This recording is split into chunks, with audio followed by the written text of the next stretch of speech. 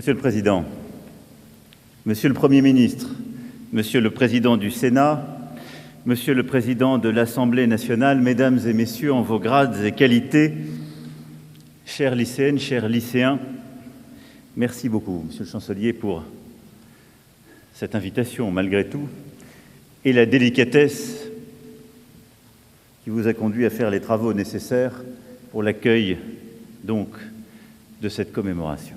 Je suis heureux de vous retrouver en ce lieu. Les vraies conquêtes, les seules qui ne donnent aucun regret, sont celles que l'on fait sur l'ignorance. Si je cite ces mots, ce n'est pas simplement parce qu'ils furent écrits par Napoléon Bonaparte le jour même de son élection ici à l'Institut, le 25 décembre 1797, mais parce qu'ils décrivent en quelque sorte ce qui nous réunit sous cette coupole, chacune et chacun ce soir, à l'occasion de ce bicentenaire. La lutte contre l'ignorance, l'amour du savoir et de l'histoire, et la volonté de ne rien céder à ceux qui entendent effacer le passé au motif qu'il ne correspond pas à l'idée qu'ils se font du présent. Non. Napoléon Bonaparte est une part de nous. Il l'est parce que dire son nom continue de faire vibrer partout 1000 cordes d'imaginaire. Les canonnades de la campagne d'Italie, l'entrechoquement des sabres d'Austerlitz, les suppliques grelottantes des soldats de la Grande Armée engagés dans la campagne de Russie. Napoléon Bonaparte est une part de nous, parce que l'action et les leçons du guerrier, du stratège, du législateur, autant que du bâtisseur, portent encore jusqu'à notre siècle. Il l'est, car à mesure que son mythe s'est construit, il devint cette part de France qui a conquis le monde. Chateaubriand, dont vous avez rappelé l'un et l'autre la relation tumultueuse avec l'empereur, a saisi en quelque sorte, dans ces termes qui résonnent encore aujourd'hui, ce paradoxe: vivant, il a manqué le monde, mort, il le possède. Vous êtes lycéen, lycéenne, et l'institution même du lycée, la forme d'université.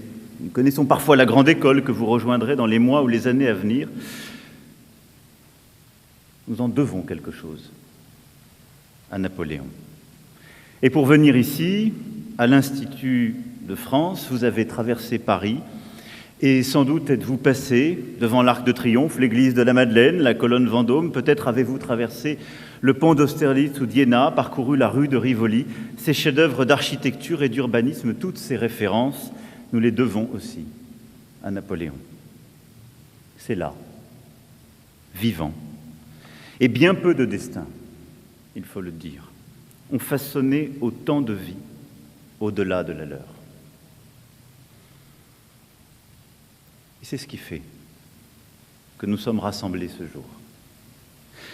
Non pas pour nous livrer à une célébration exaltée, comme le fit en 1840 le peuple de Paris au retour des cendres de l'empereur, mais pour une commémoration éclairée, pour regarder notre histoire en face et en bloc, dire comme nation ce que Napoléon dit de nous et ce que nous avons fait de lui. Napoléon, en 1802, vous l'avez là aussi évoqué, a rétabli l'esclavage que la Convention de 1794 avait aboli.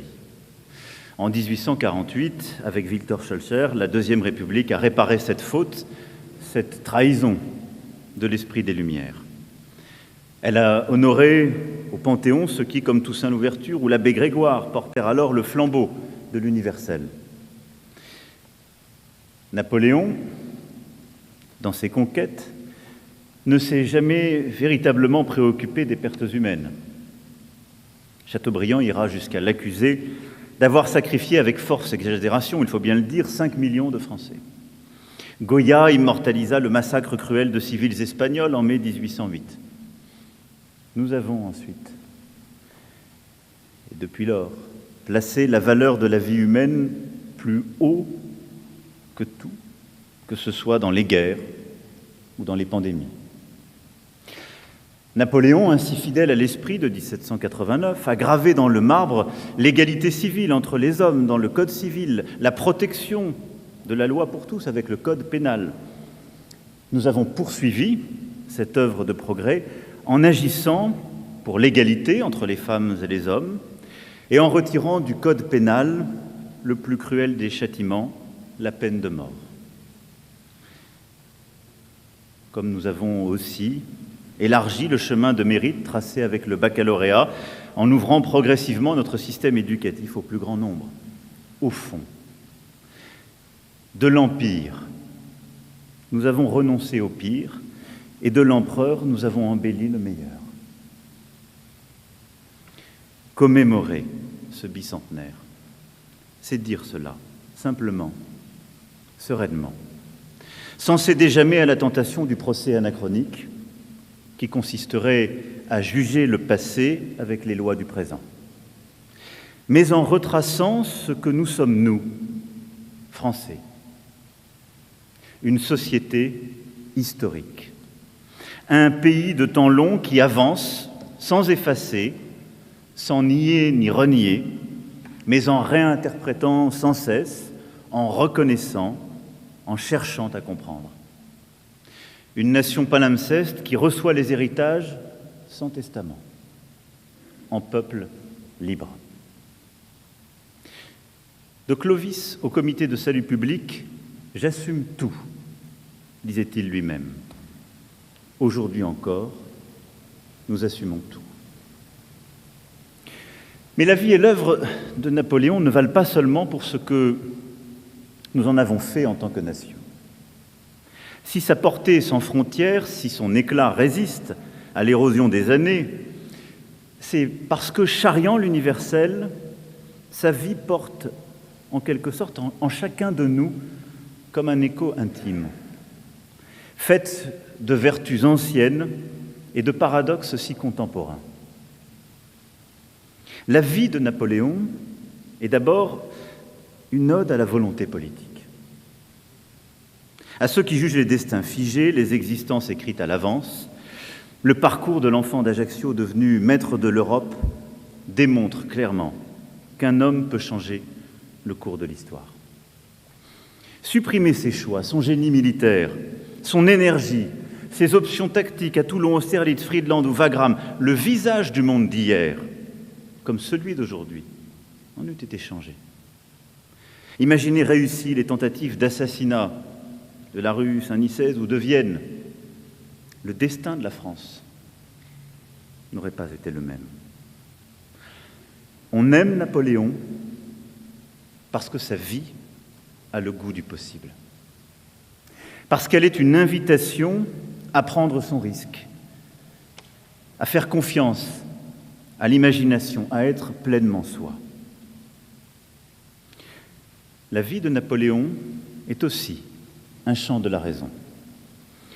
Sans doute est-ce en effet l'un de ceux qui poussa le plus loin en pratique l'héritage des Lumières, la confiance en la science, l'art de l'organisation et tout cet héritage du XVIIIe siècle. Dans le mémorial de Sainte-Hélène sont décrites ses dispositions hors normes en mathématiques, les traités d'arithmétique et de physique dévorés, les jours et les nuits passés sur des ouvrages de stratégie militaire. Gaspard Gourgaud, un autre de ses compagnons d'exil, dira même de l'empereur qu'il était un système de Spinoza. Mais au-delà de sa construction personnelle, Napoléon voulut que la raison, la science, la technique puissent irriguer le pays dans son entier pour l'emmener sur le chemin du progrès.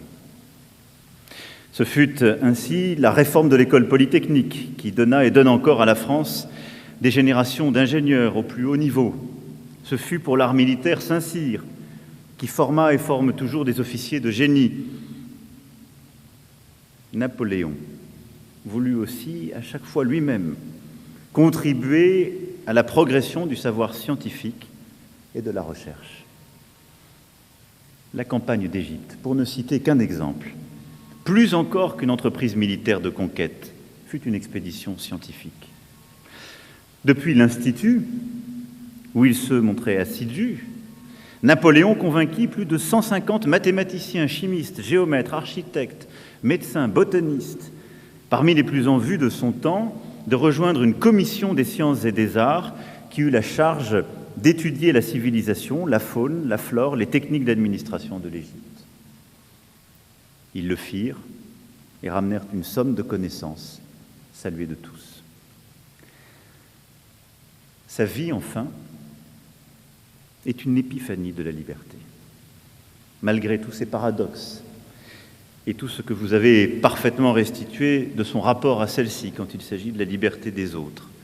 Mais si Napoléon est le premier des romantiques, ce n'est pas seulement parce qu'il fascina Goethe lors de leur rencontre à Erfurt, parce que Stendhal l'adorait, parce que Hugo n'eut pas assez d'alexandrin pour le célébrer, ou parce que Antoine Gengros le peignit au pont d'Arcole, visage émacié et cheveux au vent, dans cet arrangement avec l'histoire que vous évoquiez à l'instant, non. Mais parce qu'à chaque instant et en tous aspects, il réinventa son existence et fut infiniment libre. Une force qui va. Ainsi de ses amours, qu'il mena toujours selon son cœur et jusqu'à divorcer après avoir été couronné par le pape et avoir noué le concordat. Ainsi de son génie militaire, fait d'une grande maîtrise des stratégies autant que d'un art du mouvement et de la surprise, d'un écart avec les schémas classiques qui lui permirent d'atteindre des sommets. Ainsi du panache des 100 jours et de ses clameurs inouïes, ainsi aussi de ses faiblesses, de la mélancolie de Sainte-Hélène, ainsi de ses contradictions. Individualiste rassembleur, lucide, inconscient, despote éclairé, Napoléon, cela a été écrit, était capable de hauteurs ubuesques, de modestie provocante, de réussite de rêve comme de ces chutes qui l'accompagnent. Aigle et ogre, Alexandre et Néron, incarnation de la liberté autant que de la répression policière. Il pouvait en effet être à la fois l'âme du monde décrite par Hegel à Iéna et le démon de l'Europe. Revers funeste de sa liberté sans limite. Ce que Napoléon représente dans la construction de la nation, ce que Napoléon charrie d'universel est là. Et de là où je suis, enfin, Napoléon est l'homme qui a donné corps à notre organisation politique et administrative, qui a donné forme à cette souveraineté tâtonnante qui sortait de la Révolution. Là encore, nulle volonté de juger les conditions d'accès au pouvoir, Sieyès, le 18 Brumaire et l'orangerie du parc de Saint-Cloud. Nulle volonté non plus de dire si Napoléon a concrétisé ou au contraire dévoyé les valeurs révolutionnaires. Je me garderai bien de m'aventurer sur ces terres. D'abord devant beaucoup plus experts que moi, et parce que ce débat divisa les historiens dès l'instant où il rendit son dernier souffle et les agite encore aujourd'hui. Non. Mais le fait est qu'après des mois d'échecs, de France assiégée, de violences latentes, Napoléon sut incarner l'ordre. Le fait est qu'après des mois de tâtonnement et d'hésitation, il sut donner une forme durable à la géniale intuition révolutionnaire de souveraineté nationale. Comment ? Napoléon comprit très vite la nécessité de répondre au vertige de la fin du droit divin, en le substituant par une autre légitimité, une autre transcendance. Ce fut pour lui le peuple français. Tout ce qui est fait sans le peuple est illégitime. Mais derrière le peuple français, ainsi déclaré, ainsi installé comme nouveau foyer d'une souveraineté nationale, d'une transcendance ainsi trouvée, il n'y avait évidemment pas les libertés démocratiques. Il y avait tout de suite encore la forme de l'État. L'État, au travers entre autres des préfets et des maires qui se déployèrent bientôt partout dans le pays, permirent à la nation de rester une, l'État à travers les grandes institutions mises en place alors. Napoléon comprit aussi qu'il devait rechercher sans cesse l'unité et la grandeur du pays. Il le fit par la guerre, en trouvant à la France des ennemis communs comme l'Angleterre, en répondant aussi à la soif française d'universel par une projection du modèle révolutionnaire à l'échelle de l'Europe. Il le fit en apaisant les relations avec les grandes religions par le Concordat, le Grand Sanhédrin. Il le fit par les arts. Il le fit en veillant à réconcilier aussi ceux que la Révolution avait opposés dans le sang. Et s'il ne renonça jamais au principe de mérite et d'égalité d'accès aux charges, Napoléon fut ainsi l'artisan de l'amnistie d'une partie des royalistes, d'une unité incarnée jusque dans son gouvernement. Au fond, l'acteur résolu d'une synthèse nationale concrétisée jusque dans les symboles utilisés lors de son sacre. La main de justice, les abeilles mérovingiennes, le collier de l'ordre de la Légion d'honneur. Car son ultime intuition fut de vouloir combler le vide laissé par la figure du roi le 21 janvier. La solution de celui qui devint en 1802 consul à vie fut radicale, confier dans un oxymore extraordinaire la République à un empire, en devenant empereur des Français. Ambition personnelle, assurément, façon de prévenir toute tentation de retour à l'état antérieur et d'ancrer la révolution dans la durée, certainement. Les Français, en 1789, ont fait, écrit Tocqueville, le plus gros effort auquel se soit jamais livré aucun peuple. Couper en deux leur destinée, se séparer par un abîme de ce qu'ils avaient été jusque-là, de ce qu'ils voulaient être désormais. Le génie de Napoléon fut d'aider les Français à rompre définitivement avec ce qu'ils avaient décidé d'abandonner en 1789 et de franchir cet abîme. Il ne pouvait cependant tout à la fois ancrer la Révolution et interdire aux Français le goût de la liberté dont elle était porteuse. En cela, 1789 fut plus fort que Napoléon. Vous êtes lycéen. Comme Français, vous vous inscrivez dans cette histoire. Vous n'en êtes ni les responsables, ni les gardiens. Vous pouvez l'aimer, comme la critiquer. Encore faut-il l'apprendre, la connaître. Mais elle est là. Elle vous construit. Viatique pour affronter ce siècle, elle fait partie de vous. Et vous avez à la continuer. Alors sans doute, l'œuvre totale de Napoléon, tout en clair-obscur, n'a-t-elle pas livré encore tous ses secrets? Mais incontestablement, elle continue de nous forger. Et le soleil d'Austerlitz brille encore. Vive la République! Vive la France!